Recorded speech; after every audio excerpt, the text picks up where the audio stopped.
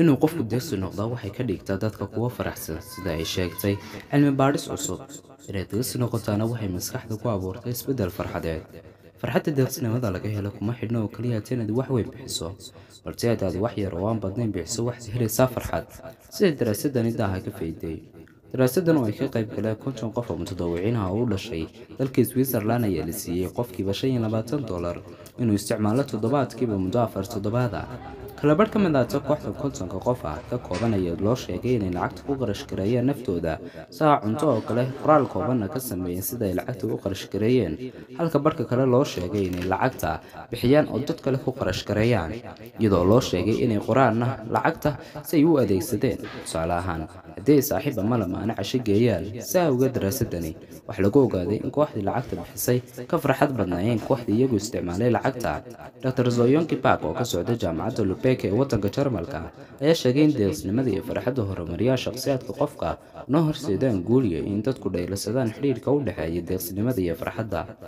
haddaba marka aynu ka nimaadno daraasadan ama cilmi baadhistan ay sameeyeen gaaladu, in badan ayaynu ku aragnay qur-aanka iyo sunnada halka ay waxbixinta dhigan iyo sida adduun iyo aakhiraba loogu liibaanayo waxbixinta.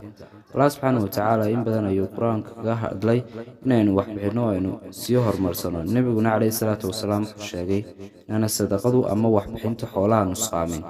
waxbixinta ama deeqsinimada marka ay tahay mid ilaahay dartii oo aan wax kala raacin waxay goysaa nolol fiican oo adduunyo iyo mid aakhiraba.